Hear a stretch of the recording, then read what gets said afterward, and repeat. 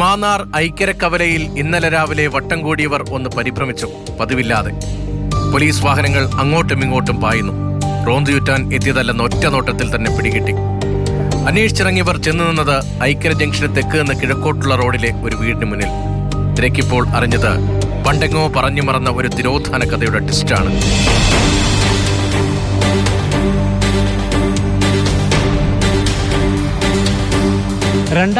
ാണ് പ്രണയബന്ധത്തിലായിരുന്ന അനിലിനൊപ്പം കല വീട് വിട്ടിറങ്ങുന്നത്. വിവാഹ രജിസ്ട്രേഷനും വാടക വീട്ടിലെ താമസവുമായിരുന്നു പിന്നീട്. കുഞ്ഞു പിറന്നതിന് ശേഷമാണ് ഇരുവരും അനിലിന്റെ കുടുംബത്തോടൊപ്പം താമസം തുടങ്ങിയത്. പിന്നാലെ ബന്ധത്തിൽ വലിയ വിള്ളലുകൾ സംഭവിച്ചു. കലയിൽ അനിലിന് സംശയങ്ങൾ ഏറി വന്നു. വർഷം 2008-2009. മാന്നാർ എരമത്തൂർ സ്വദേശിയായ കലയെ കാണാതാകുന്നു. വിവാഹിതയും ഒരു കുട്ടിയുടെ അമ്മയുമായ യുവതി മറ്റൊരാളുമായി ഒളിച്ചോടിപ്പോയെന്നാണ് ബന്ധുക്കളും നാട്ടുകാരും കരുതിയത്.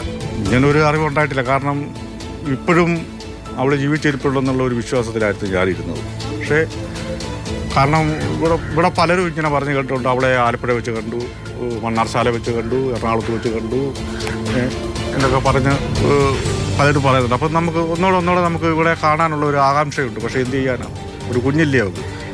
ആ കുഞ്ഞിനെ കാണാൻ വരൂ എന്നുള്ളൊരു കണക്കൂട്ടിൽ ഞാൻ ഇപ്പോഴും വിശ്വസിച്ച് ജീവിച്ചിരിക്കുമായിരുന്നു. അവളെ എവിടെയെങ്കിലും ഉണ്ടെങ്കിൽ കണ്ടുപിടിച്ച് കിട്ടുമല്ലോ എന്നുള്ളൊരു സന്തോഷത്തിലായിരുന്നു. പക്ഷെ ഇപ്പോഴാണ് ഇങ്ങനെയുള്ള വിവരങ്ങൾ അവർ തന്നെ പറഞ്ഞത്. ഇവരെയൊക്കെ പിടിച്ചത് പോലും ഞങ്ങൾ അറിഞ്ഞില്ല.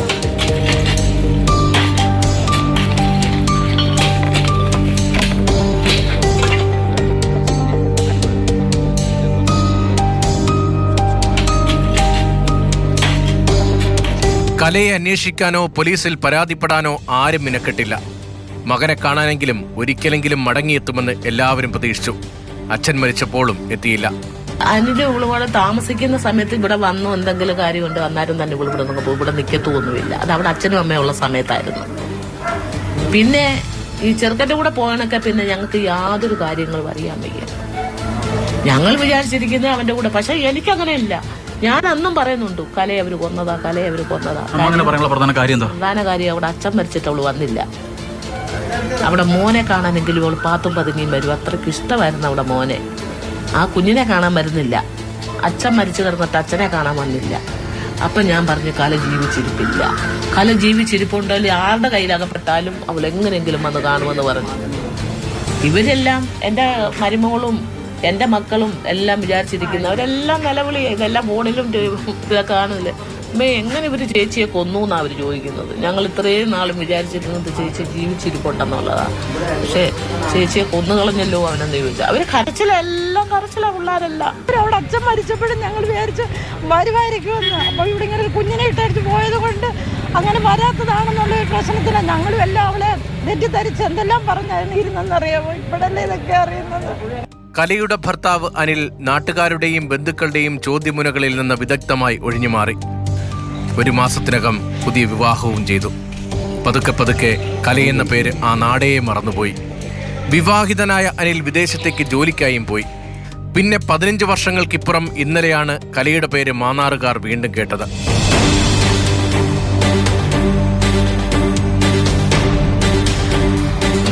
ഒരു സംഭവമാണ്. അത് സത്യമാണോ അല്ലയോ എന്ന് ഞങ്ങൾക്ക് അറിയത്തില്ല. ഞങ്ങൾക്കിത് വിശ്വസിക്കാൻ വയ്യാത്ത ഒരവസ്ഥയിലാണ്. ഇവരെ കാണാതായിട്ടുണ്ടെന്നുള്ളത് അറിയാമായിരുന്നു. അല്ലാതെ വേറെ സംഭവം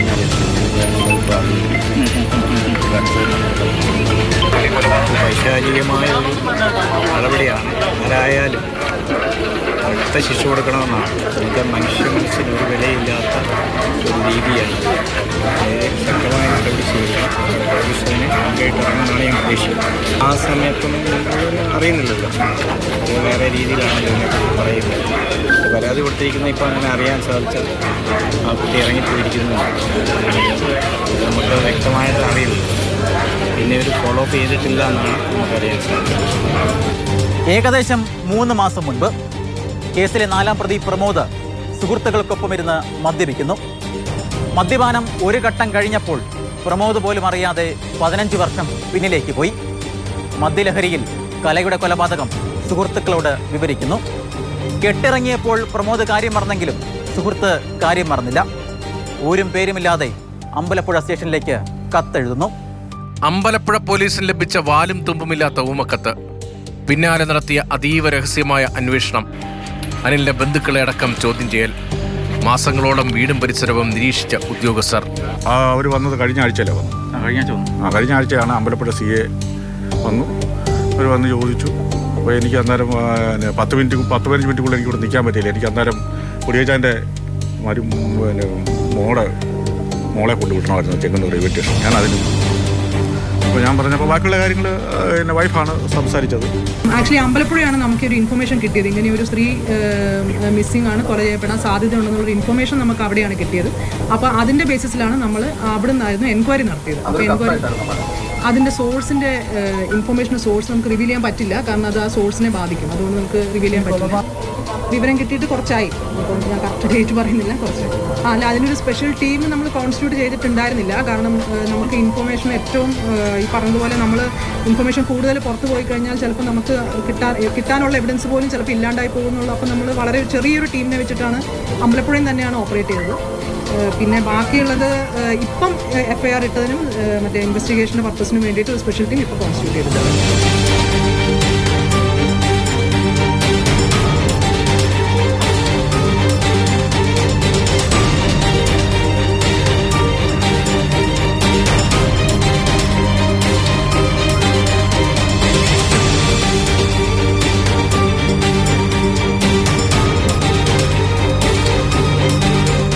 പോലീസിന്റെ എല്ലാ സംശയങ്ങൾക്കുമുള്ള ഉത്തരം അനിലിന്റെ വീട്ടിലെ സെപ്റ്റിക് ടാങ്കിൽ ഉണ്ടായിരുന്നു.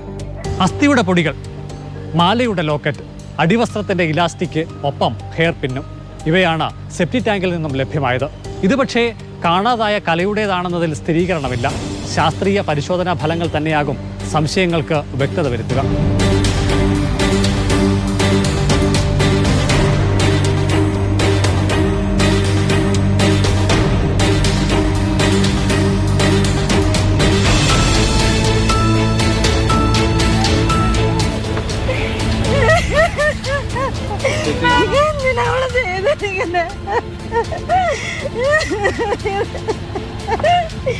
എന്തിനാ അവിടെ ഒരു പാവം എന്റെ അനിയത്തിയായിരുന്നു.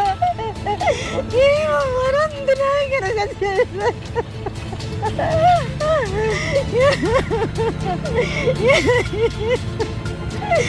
എന്തിനാ കാരണമാരിങ്ങനെ ചെയ്ത്?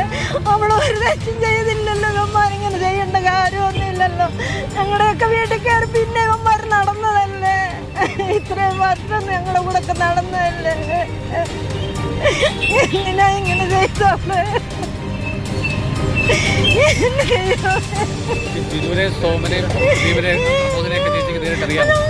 ഞങ്ങളുടെ വീടുമായിട്ട് അവരൊക്കെ നല്ല ബന്ധമുള്ളവർ. ഇതുവരെ അവരങ്ങനെ കയറി നടന്നവരല്ലേ. ഞങ്ങളുടെ ആങ്ങളുടെ ഒക്കെ കൂത്തോളെ കൈയിട്ട് നടന്നത് അവരൊക്കെ. എന്നിട്ട് ഇത്രയും വർഷം മറച്ചു വെച്ചില്ലേ. അവള് വല്ലവനും കൂടെ പോയെന്നും പറഞ്ഞല്ലേ ഇതിങ്ങനൊക്കെ ചെയ്തു വെച്ചത്.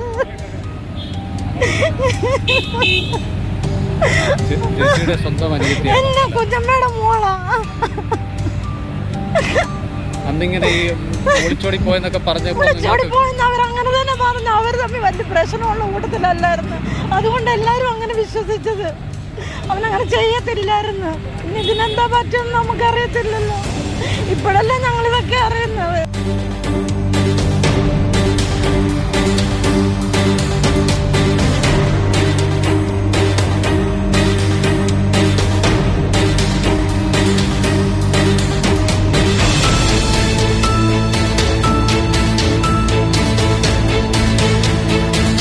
ഇന്നലത്തെ 4 മണിക്കൂർ വളരെ നിർണായകമായിരുന്നു.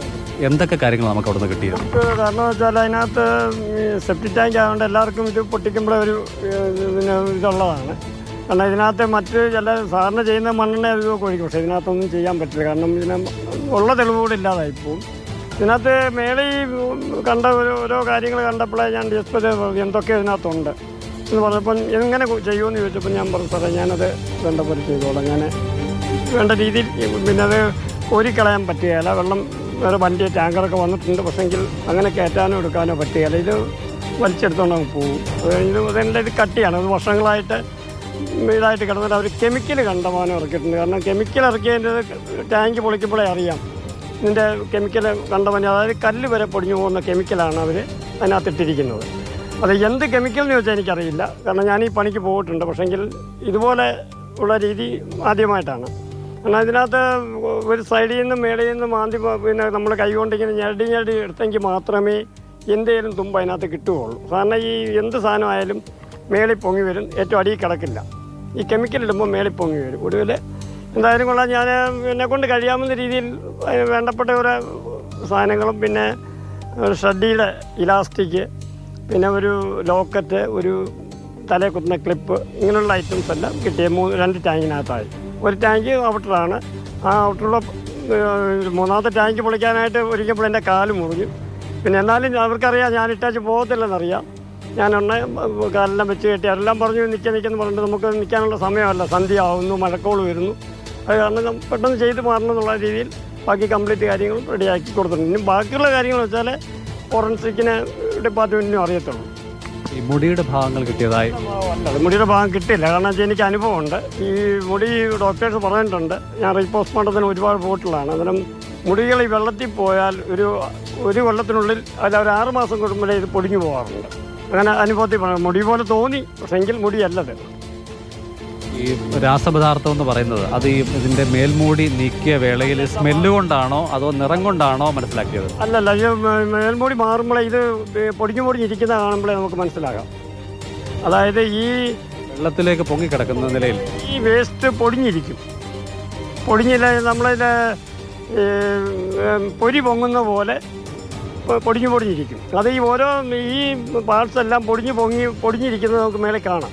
അസ്ഥിയുടെ ഭാഗങ്ങളാണ്. ഭാഗം തന്നെ കാണാം. പിന്നെ ലാസ്റ്റ് ഒരു 3-4 കഷ്ണം കിട്ടിയെന്ന് പറഞ്ഞാൽ അതിപ്പോൾ നമുക്ക് അന്വേഷണത്തിലേ നമുക്ക് കണ്ടുപിടിക്കാനൊക്കത്തുള്ളൂ. പിന്നെ മറ്റതല്ലെന്നുള്ളത് ഉറപ്പിക്കാം. ഈ വേസ്റ്റ് പൂർണ്ണമായി നീക്കിയോ? പൂർണ്ണമായിട്ട് അങ്ങനെ നീക്കാൻ പറ്റില്ല. കാരണം ഇത് മേൽവശത്ത് ഈ പൊങ്ങിയിരിക്കുന്ന ഒരു തട്ട്, അതായത് ഒരു 1/2 അടിയോളം ഇത് പൊങ്ങി മേളിയിരിക്കും. അടി പിന്നെ ഈ കെമിക്കൽ ഇറക്കിയിരിക്കുന്നതുകൊണ്ട് അടി വെള്ളമായിരിക്കും. വെള്ളമല്ല, ഈ കാടി പരുവായിരിക്കും. അതിനകത്ത് നമ്മൾ കോരി നെറ്റിനകത്ത് ഒഴിച്ചാൽ നെറ്റിലോട്ട് പോയി വീഴുമ്പോഴേ ഇത് പൊടിഞ്ഞു പോകും. എന്നാൽ നെറ്റിൽ നിന്നും കിട്ടി. അത് ഓരോന്നും ഞാൻ ചെക്ക് ചെയ്താണ് മേളോട്ട് കൊടുക്കുന്നത്. പിന്നെ കൂടെ നിന്നാളത്ര ഇതല്ലെങ്കിൽ എനിക്ക് പിന്നെ സ്വന്തമായിട്ട് ചെയ്യാമെന്നുള്ളൊരു തൻ്റെ ഇടം നമ്മുടെ മനസ്സിലുണ്ട്. പിന്നെ സ്വന്തമായിട്ട് തന്നെ അതിനകത്ത് ഇറങ്ങി കംപ്ലീറ്റ് അരിച്ച് പറക്കുകയാണ് ഈ ലോക്കറ്റും ഈ പ്രൈസറിൻ്റെ ഇതും ഈ ക്ലിപ്പും എൻ്റെ കിട്ടിയത്. ഇനി ആ സേഫ്റ്റി ടാങ്കിൽ ഇന്നലത്തേതിന് സമാനമായ ഒരു പരിശോധനയ്ക്ക് സാധ്യതയുണ്ടോ? കാണാൻ സാധ്യതയില്ല. കാരണം വെച്ചാൽ അത് കിട്ടാവുന്ന കംപ്ലീറ്റ് നമ്മളെടുത്തു. കംപ്ലീറ്റ് കോരി തന്നെ മാറ്റിയത്. ഒരു മാറ്റിയെല്ലാം അരിച്ച് എടുക്കുകയാണ്. പിന്നെ ഏറ്റവും അടിവശം കോരി കളയാൻ പറ്റില്ല. കാരണം വെച്ചാൽ അതിനകത്ത് കൈകൊണ്ട് തെരഞ്ഞേൽ മാത്രമേ കിട്ടുകയുള്ളൂ. മനുഷ്യൻ്റെ ചില ശരീരാവശിഷ്ടങ്ങളും കിട്ടി. അതൊരു DNA ഇനി ഈ പെൺകുട്ടിയുടെ ആണെന്ന് സ്ഥാപിച്ചാൽ മതി. അവരുടെ ബന്ധുക്കളൊക്കെ ഉണ്ടല്ലോ. അപ്പം ഒരാൾക്കും നമുക്ക് ആർക്കും ഒരാളെ കൊന്നത് ഇന്ന സ്ഥലത്താണ് കൊന്നിട്ടിരിക്കണതെന്ന് പറഞ്ഞാൽ അവിടുന്ന് ഒരു സെഡിമെൻ്റ് എന്തെങ്കിലും കിട്ടിയിട്ടുണ്ടെങ്കിൽ അയാളെ ഫിക്സ് ചെയ്യാം. 27 എവിഡൻസ് ആക്റ്റാണ് പഴയത്, ഇപ്പോൾ അത് മാറിയിട്ടുണ്ട്. അതുകൊണ്ട് അങ്ങനെയൊന്നും രക്ഷപ്പെട്ടു പോകാൻ ഇവർക്ക് കഴിയില്ല. ആരാ കൊന്നത് എന്നുള്ള കാര്യത്തെപ്പറ്റി പോലീസ് ഇൻട്രോഗേറ്റ് ചെയ്യുമ്പോൾ അത് മനസ്സിലാവുള്ളൂ. ഇത് ഈ പറയുന്ന പോലെ നമുക്ക് നോർമലി നമ്മളൊരു മർഡർ കേസിലോട് എടുക്കുന്ന കുറേ നമ്മൾ ഡിപ്പെൻഡ് ചെയ്യുന്ന കുറേ എവിഡൻസുകളുണ്ട് കോടതിയിൽ പ്രൊഡ്യൂസ് ചെയ്യാനായിട്ട്, കോടതിയിൽ അഡ്മിസിബിൾ ആയിട്ടുള്ള. അപ്പം ഇങ്ങനത്തെ ഒരു കേസ് വരുമ്പം 15 കൊല്ലം കഴിഞ്ഞതിന് ശേഷമായിട്ടുള്ള കേസ് ആയതുകൊണ്ട് നമുക്ക് നല്ല രീതിയിലുള്ള ഫോറൻസിക് എന്നുള്ള ഒരു സപ്പോർട്ടും പിന്നെ അതേപോലെ തന്നെ മറ്റേ വിറ്റ്നസ്സുകളുടെ സ്റ്റേറ്റ്മെൻറ്റുകൾ എടുക്കുന്നതും നമ്മൾ അതിനകത്തൊരു ഡെഫിനറ്റായിട്ട് ഒരു ചാലഞ്ചുണ്ട്. വീട്ടുകാരെയും സമൂഹത്തെയും വെല്ലുവിളിച്ച് ചെറുപ്രായത്തിൽ വിപ്ലവകരമായി ഒന്നായവരാണ് കലയും അനിൽകുമാറും. പിന്നെന്താണ് ഇവരുടെ ജീവിതത്തിൽ സംഭവിച്ചത്? കലയ്ക്ക് മറ്റൊരാളോടുള്ള അടുപ്പമാണ് കൊലപാതകത്തിന് പ്രേരണ എന്നാണ് പോലീസിന്റെ കണ്ടെത്തൽ. എന്നാൽ കലയോട് അനിൽകുമാറിന് സംശയമാണെന്ന് മറ്റൊരു കൂട്ടരും പറയുന്നുണ്ട്. സൂത്രധാരൻ അനിൽ തന്നെ ഭാര്യയെ കൊല്ലാനുറച്ച് വിളിച്ചു വരുത്തി. കാരണങ്ങൾ പറഞ്ഞ് കലയെ താൻ വാടകയ്ക്കെടുത്ത കാറിൽ കയറ്റി യാത്ര. പിന്നെയെല്ലാം പദ്ധതിയിട്ടതുപോലെ. കൊലയ്ക്കായി തിരഞ്ഞെടുത്തത് വീടിന് സമീപത്തെ പാലം. അച്ചൻകോവിലാറിന് കുറുകെയാണ് വലിയ പെരുമ്പുഴ പാലം. ചെട്ടോണേര പഞ്ചായത്തിനെ മാന്നാർ പഞ്ചായത്തുമായി ബന്ധിപ്പിക്കുന്ന പാലമാണിത്. തിരുവല്ല അടക്കമുള്ള സ്ഥലങ്ങളിലേക്ക് വലിയ തിരക്കില്ലാതെ പോകാൻ പറ്റുന്നൊരു റോഡ് കൂടിയാണിത്. ഇവിടെ നിന്നൊരു 3 കിലോമീറ്റർ മാത്രം ദൂരമേ ഉള്ളൂ അനിലിൻ്റെയും കലയുടെയും നാടായ എരമത്തൂരേക്ക്. കൊലപാതകത്തിനായി ഈ സ്ഥലം തിരഞ്ഞെടുക്കാൻ കാരണം പാലത്തിൻ്റെ ഇരുകരകളും വിജനമാണെന്നുള്ളത് കൊണ്ടാണ്. എന്ന് മാത്രമല്ല അക്കാലത്ത് ഈ വഴി വാഹനങ്ങളുടെ വലിയ തിരക്കുമുണ്ടായിരുന്നില്ല. ചേട്ടാ, ഈ പാലത്തെ ഈ വിജനമായ ഏരിയ ആണ് ഈ പാലം. അക്കരെ അങ്ങനെ ആളുകളൊന്നും റോഡിൽ കാണത്തില്ല. എപ്പോഴും ഒന്നും ഇടയ്ക്ക് ലൈറ്റ് കത്തത്തില്ലായിരുന്നു, ഇപ്പം കത്തുന്നുണ്ട്.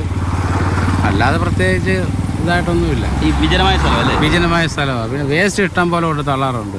ചേട്ടാ, ഈ റോഡ് വലിയ തിരക്കുള്ള റോഡാണോ? ഇപ്പോഴീ അടുത്തിടെയാ ഒരു 10 വർഷത്തേക്ക് മുകളിലായി കാണും തിരക്ക്. അതിന് മുമ്പൊന്നും വലിയ തിരക്കൊന്നും ഇല്ലായിരുന്നു. തിരക്ക് ഇല്ല, വലിയ ലൈറ്റും മറ്റൊന്നും ഇല്ലായിരുന്നു. കലയെ കൊന്ന് പുഴയിലെറിയാൻ പ്രതികൾക്ക് പദ്ധതി ഉണ്ടായിരുന്നോ എന്നും അന്വേഷണ സംഘം പരിശോധിക്കുന്നുണ്ട്.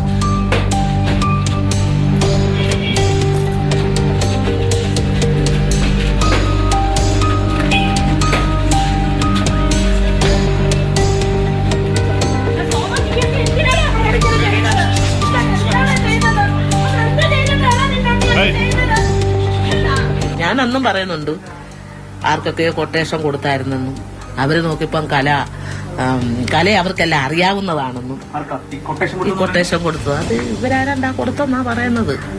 മനസ്സിലായില്ല. ഇവര് കലയെ കൊല്ലാൻ കൊട്ടേഷൻ കൊടുത്തെന്ന് പറഞ്ഞായിരുന്നു. പക്ഷെ അവര് ചെന്നപ്പം കൊല്ലാൻ ചെന്നപ്പോ ഇത് അവർക്ക് അറിയാവുന്ന പെങ്കൊച്ച കല. അത് ഞങ്ങളോട് പറഞ്ഞായിരുന്നു അവര്. എടാ ഇന്ന പോലെ കൊട്ടേഷൻ തന്നിട്ടുണ്ട് കൊല്ലാന്, അതുകൊണ്ട് നിങ്ങൾ കലയെ പ്രത്യേകം ശ്രദ്ധിച്ചോണമെന്ന് പറഞ്ഞു. ഈ കൊട്ടേഷൻ കൊടുത്തെടുത്ത പിള്ളേര്, ആ പിള്ളേരിപ്പോ ജീവിച്ചിരിപ്പില്ല. അവർ രണ്ടുപേരും മരിച്ചുപോയി. അപ്പം പറയടാ കല ഞങ്ങൾ പെങ്ങളെ പോലെ കണക്കാക്കുന്നത്, പക്ഷെ അവളെ കണ്ടാൽ ഞങ്ങൾക്ക് കൊല്ലാൻ തോന്നുകൂടാന്ന് ചോദിച്ചു. അതുകൊണ്ട് നിങ്ങൾ ശ്രദ്ധിച്ചോണം അവളെ. ഇവന്മാര് ഞങ്ങൾക്ക് പറ്റിയില്ലെങ്കിൽ ഞങ്ങൾ ചെയ്യാത്ത കൃത്യം അവന്മാര് തന്നെ ചെയ്യുമെന്ന് പറഞ്ഞു. അത് ചെയ്തു, അവർ ചെയ്തതായിരിക്കും. അനിൽ ഒറ്റയ്ക്കായിരുന്നില്ല. ജിനു, സോമരാജൻ, പ്രമോദ് എന്നിവർ കൂടെ കൂടി. അവർ ഒന്നിച്ചൊറ്റ രാത്രി കൊണ്ട് ഒരു തരി തെളിവില്ലാതാക്കാൻ പഠിച്ച പണി 18 പയറ്റി. ഒരിക്കലും പ്രതീക്ഷിച്ചില്ല ഇവരിങ്ങനെ ചെയ്യുന്നു. അവർ തമ്മിൽ നല്ല സ്നേഹത്തിലായിരുന്നു ആദ്യകാലത്തൊക്കെ. പിന്നെ ഇവിടെ വീട്ടിൽ പോയി കഴിഞ്ഞാൽ പ്രശ്നങ്ങളുണ്ടാകും. അവർ വാടകയ്ക്ക് താമസിച്ചുകൊണ്ടിരിക്കുമായിരുന്നു. അത് കഴിഞ്ഞാൽ പിന്നീട് പ്രശ്നങ്ങൾ ഉണ്ടാകുന്നു തന്നെ. ഇല്ല, ഇന്നലെ ഞാൻ ആ ഭാഗത്തുണ്ടായിരുന്നു. നമുക്ക് അങ്ങോട്ട് കയറാൻ പറ്റത്തില്ലായിരുന്നല്ലോ. ഇപ്പൊ ഇവിടെ ഞാനിവിടെ ജോലി ചെയ്യുന്നു. ഇവിടുന്ന് കൊണ്ടുവന്നെന്ന് പറഞ്ഞപ്പോഴത്തേക്കിന് ഇവന്മാരൊക്കെ കുടുംബം എൻ്റെ ആങ്ങളുടെ കൂടെ നടന്നവന്മാരല്ലേ. ഇവന്മാർ നല്ല ഇത് ഞങ്ങളുമായിട്ടൊക്കെ സഹകരിച്ചുകൊണ്ടിരിക്കുന്നവരാണ്. എന്നിട്ട് ഇത്രയൊക്കെ കാണിക്കേണ്ട കാര്യമുണ്ടോ? ഒരിക്കലും വിശ്വസിക്കാൻ പറ്റാത്ത വാർത്ത തന്നെ. കാരണം എന്താണെന്ന് പറഞ്ഞു കഴിഞ്ഞാൽ കൂടെ സഹകരിക്കുന്നവർ ഇങ്ങനെയുള്ളൊരു പണി ചെയ്യുക എന്ന് പറഞ്ഞു കഴിഞ്ഞാൽ നമുക്കത് ഒരിക്കലും വിശ്വസിക്കാൻ പറ്റുന്ന ഒരു കാര്യമല്ല.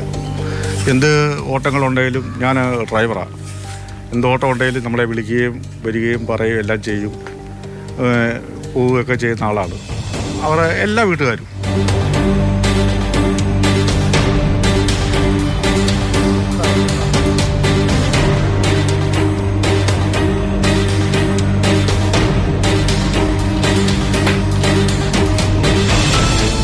ആ കാറിനകത്ത് അനിൽകുമാർ കലയുമായിട്ട് കുട്ടനായിട്ട് പോയി വന്നപ്പം ആ കല മരിച്ചു കിടന്നു. കാറിലെ ഒരു ഷാള് കഴുത്തി കുഴിഞ്ഞു കിടക്കുന്നുണ്ടായിരുന്നു. ഇത് ഡിസ്പോസ് ചെയ്യാൻ വന്നപ്പോൾ ഞങ്ങളുടെ സഹായം അഭ്യർത്ഥിച്ചപ്പോഴാണ് ഞങ്ങൾ ഈ ഒരു ഡെഡ് ബോഡി ആ സേഫ്റ്റി ടാങ്കിനകത്ത് ഇടാൻ സഹായിച്ചത് എന്ന് പറയുന്നത് ഞാൻ വിശ്വസിക്കുന്നില്ല. കാരണം ഇതിനകത്ത് ഒരു മർഡറുണ്ട്. ഇവിടുന്ന് തട്ടിക്കൊണ്ടുപോയി ആ ഹസ്ബൻഡ് ആണോ അതോ ഇവർ 5 പേരാണോ ഇത് ചെയ്തത്? അതിനകത്ത് പ്രമോദ് എന്ന് പറയുന്ന ഒരാളുണ്ട്.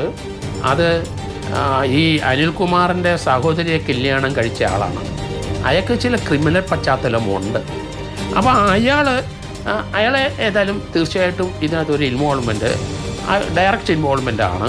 പക്ഷേ ഈ പെൺകുട്ടി അല്ലെങ്കിൽ കലയുമായിട്ട് കുട്ടനാട്ട് പോയപ്പം ഭർത്താവ് ഉണ്ടോ ഇല്ലയോ എന്നുള്ള വേറൊരു പ്രശ്നം. ഒരു സെപ്റ്റി ടാങ്ക് പോലീസിൻ്റെ സാന്നിധ്യത്തിൽ അവർ തുറക്കുന്നു.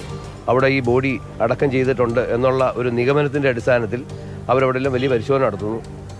എല്ലാം പകൽ പോലെ വ്യക്തമായി മനസ്സിലാക്കാൻ കഴിയുന്ന കാര്യം, അവിടെ ഒരു മൃതശരീരത്തിൻ്റെ അവശിഷ്ടങ്ങൾ കണ്ടിട്ടില്ല.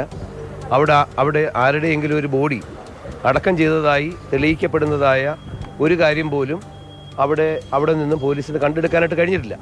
അപ്പോൾ അതുകൊണ്ട് തന്നെ പ്രാഥമികമായി നമുക്ക് കിട്ടുന്ന വിവരം, പോലീസിന് കിട്ടിയ ചില ഊഹാപോഹങ്ങളുടെ അടിസ്ഥാനത്തിൽ അവരൊരു കേസ് രജിസ്റ്റർ ചെയ്യുന്നു. അതിൻ്റെ അടിസ്ഥാനത്തിൽ അവരൊരു ഡ്രാമ ക്രിയേറ്റ് ചെയ്യുന്നു. അല്ലെങ്കിൽ അവർ കിട്ടിയ വിവരത്തിൻ്റെ അടിസ്ഥാനത്തിൽ, ഞാൻ ഡ്രാമ എന്ന് പറഞ്ഞത് അവിടെ ഇന്നലെ നടന്നെന്ന് പറഞ്ഞ പരിശോധന സംബന്ധിച്ചാണ്. അപ്പോൾ അതിൻ്റെ അടിസ്ഥാനത്തിൽ അവർക്ക് കിട്ടിയ പോലീസിന് കിട്ടിയ വിവരത്തിൻ്റെ അടിസ്ഥാനത്തിൽ അവിടുത്തെ ഒരു സെപ്റ്റി ടാങ്ക് തുറന്ന് പരിശോധിച്ചപ്പം അവിടെ പ്രത്യേകിച്ച് യാതൊരു തെളിവും അതിനകത്ത് കിട്ടുന്നില്ല. പക്ഷേ പോലീസിൻ്റെ ഭാഗത്ത് ചിലപ്പോൾ അന്വേഷണത്തിൻ്റെ ഭാഗമായി അവർക്ക് ഇതിൻ്റെ മുമ്പോട്ട് കൊണ്ടുപോകേണ്ടതായിട്ട് സാഹചര്യമുണ്ട്. സ്വാഭാവികമായി അതിൻ്റെ അടിസ്ഥാനത്തിൽ അവർക്ക് സംശയം തോന്നിയ 3 പ്രതികളിലേക്ക് ഇപ്പോൾ അവരെത്തി നിൽക്കുന്നു. അത് ഞാൻ മനസ്സിലാക്കിയിടത്തോളം ആ പ്രതികൾ എനിക്ക് നൽകിയ വിവരത്തിൻ്റെ അടിസ്ഥാനത്തിൽ അവർക്ക് ഈ സംഭവമായിട്ട് യാതൊരു ബന്ധവുമില്ലെന്നാണ് അവർ കോടതിയിൽ വെച്ച് എന്നോട് സംസാരിച്ചത്.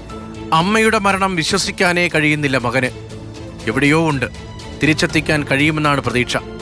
പോലീസിൽ വിശ്വസിക്കുന്നേയില്ല. അച്ഛൻ തെറ്റുകാരനല്ലെന്നും ഉറച്ചു വിശ്വസിക്കുന്നു മകൻ. എന്നെ കുഞ്ഞിനെ ഇട്ടിട്ട് പോയതാ. ഇങ്ങനെയുള്ള സംഭവങ്ങളെ നടന്നിട്ടേ ഇല്ല. സംഭവം ഇങ്ങനെ ഇങ്ങോട്ടുണ്ട്. അത് എനിക്ക് കുഴപ്പമുണ്ട്. എന്നിട്ട് ഇന്നലെ പറയുക അച്ഛനും അമ്മയൊക്കെ പറയണ എനിക്കും ഇതില്ല, എന്തോ ഒരു ടെൻഷനില്ല. അപ്പൊ ഞാൻ ചോദിച്ചു എന്തിനാ ടെൻഷൻ? അമ്മ ജീവനുണ്ട്, അത് എനിക്കും അറിയാം. അതാണ് ഞാൻ ഒന്ന് പറയുന്നത്. ഞാൻ നോക്കട്ടെ, ഇത്രയും തപ്പി അതെന്തെല്ലാം കിട്ടിയോ? മുടി കിട്ടിയോ? അത് കിട്ടി. ഇത് പടി ബാത്റൂം എന്തായാലും പെണ്ണുങ്ങളെ യൂസ് ചെയ്യാനാണല്ലോ. കുളിപ്പ് അങ്ങനല്ലേ പോകുന്നു. അതെന്ത് ചെയ്യുന്നു? ഞാൻ ഇന്നലെ മാത്രം പുരുഷാഴ്ച ഉണ്ടായിരുന്നു. ആ SP പറഞ്ഞപ്പോൾ ഞാൻ കേട്ട് അത് മൊത്തം ബാറ്ററാണ്. എന്തോ ബാറ്റർ അത് പറ. പിന്നെ അത് മൊത്തം എനിക്ക് അറിയാവുന്ന ഈ പോലീസ് ഉണ്ടല്ലോ, നേരത്തെ വന്നിട്ടുള്ള പോലീസ് ഇവിടെ നേരത്തെ വന്നിട്ടുള്ള ചോദിച്ചു എന്നെ SP മൊത്തം ഇതാണ്, വാചകമാണ് മൊത്തം. ഇതാണ് ആ കലയുടെ മോനത്. അമ്മ ഉറപ്പുണ്ട്. ഇന്നലെ സ്കൂളിൽ പോകണ്ട. ഇപ്പൊ എനിക്ക് പോകാൻ പറ്റുമോ? അവിടെ എല്ലാം ഇല്ലാതെ കളിക്കൊണ്ടിരിക്കുക. ഇന്നലെ എന്നെ പിള്ളേരെ വിളിച്ച് ഇതെന്തുവാ സംഭവം? ഇപ്പൊ എനിക്ക് പോകാൻ പറ്റുമോ? ഞങ്ങളുടെ മാനം പോയി, എല്ലാം പോയി. ഈ സംഭവം വാചകമാണ്. സംഭവം എല്ലാം പറയുവാണെങ്കിൽ മൊത്തം കുടി മൊത്തം മുകളിൽ. കാരണം ഞങ്ങളുടെ മാനം മൊത്തം പോയി. ആ മൊത്തം തന്നിട്ടേ പറ്റത്തുള്ളൂ. കേരളത്തിലെ പല കുട്ടികളും പല ആൾക്കാരും മിസ്സാകുന്നത് ഇതുപോലെയുള്ള തന്ത്രപരമായ ബുദ്ധിപരമായ നീക്കം നടക്കുമ്പോൾ നമുക്കത് കണ്ടെത്താൻ കഴിയില്ല. 15 വർഷം കഴിഞ്ഞാലും യവന്മാരെ പിടി വീഴും എന്ന് മനസ്സിലാക്കിക്കോണം. ഒരാളെ കൊന്ന് എവിടെയെങ്കിലും തട്ടി എവിഡൻസ് നശിപ്പിച്ച് മിടുക്കന്മാരാകാൻ ആരും വിചാരിക്കരുത്, അങ്ങനെ ചിന്തിക്കുകയും ചെയ്തരുത്. ഇതൊരു ടിപ്പിക്കൽ കേസാണ്.